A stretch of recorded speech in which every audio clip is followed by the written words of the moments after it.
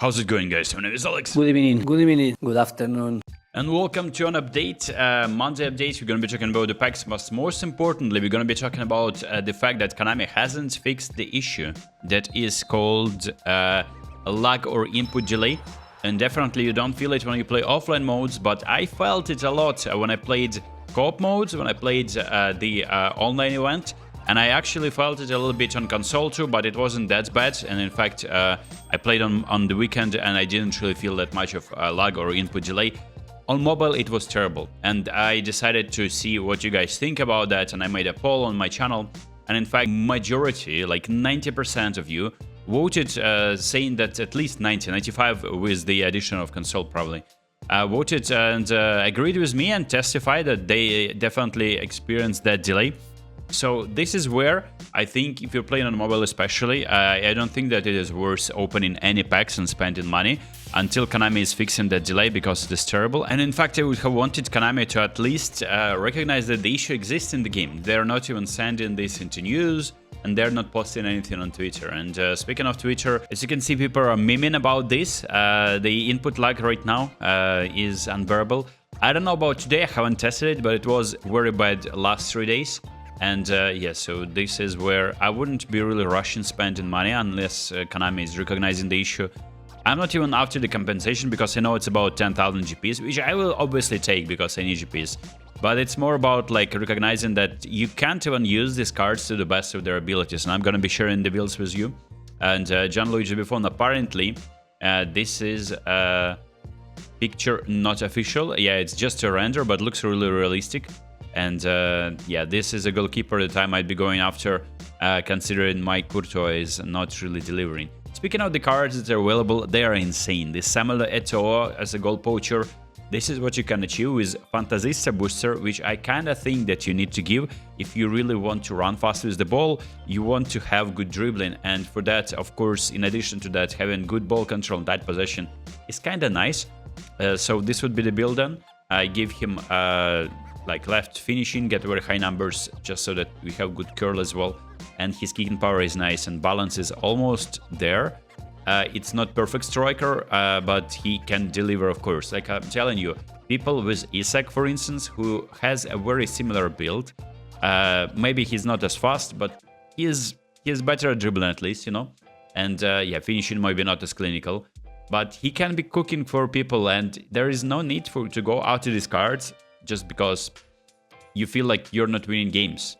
If you're not winning games, these cards most likely are not going to be changing much. Yes, you will be maybe slightly having an edge, but it's all about mastering the game at this point. And I think this period, these cards look enticing, very enticing. This boy in Krkic at 18 years old. And yeah, this is where he was predicted to be the next Messi, but didn't really happen. But the stats suggest that he was indeed him. According to Konami, what they're giving him here, and I give him Striker's Instant Booster to boost. You can give actually, in fact, any booster you want, and you can give him more passing if you need it. But if he is a winger, I would be pretty much focusing on his finishing first and foremost. Finally, Fernando Morientes, which I kind of started rating these cards after I was dunked on by base Workhorst, and my opponent was just hoofing the ball into him. And I realized I can't defend crosses anymore. Maybe the game changed. Maybe this, it just, my Saliba was dunked on. And yeah, I was very surprised.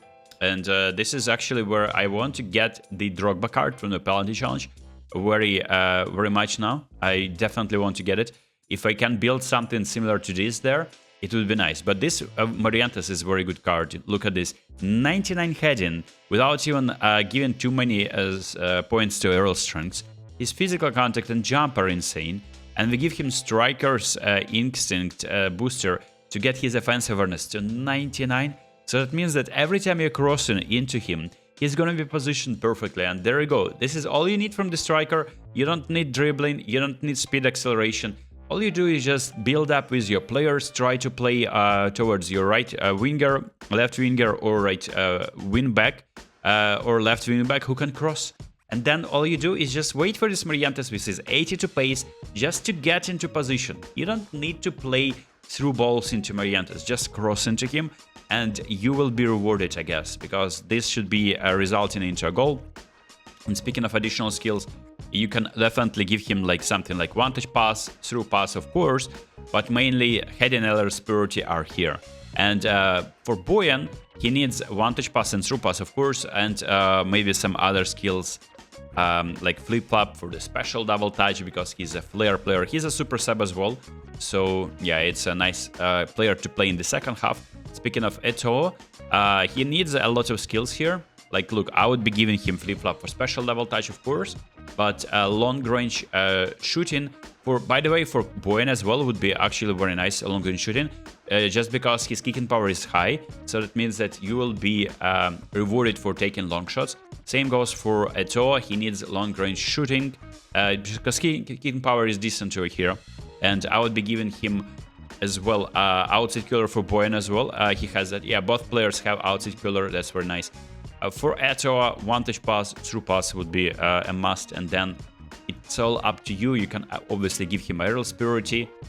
Yeah, it would be nice just to win these headers occasionally, and there it's your preference. But I think these are very nice cards as is. Would I be spending money or coins? I mean, yeah, I'm gonna be streaming later. If you want to sponsor that, I will be there, but I'm not really after these cards. I have fantastic players already, and I think this is a skip for me, even though this Eto'o looks very, very nice. But look, it's not like a guaranteed deal, it's not like 500 coins Eto'o like you got with Torres, and that's where I thought, okay, that Torres is insane, it's a fantastic pull. And also there are some other cards, like Arda Guler, and let's take a look at Arda and give him a build. I think this is the second card of Arda. Yeah, like a feature one? No, it's the first one, in fact. Yeah, the other cards were Player of the Week ones. Maybe the second one. So look, this is an exciting card as well. Maybe people will be going after this pack, for this pack after this card alone.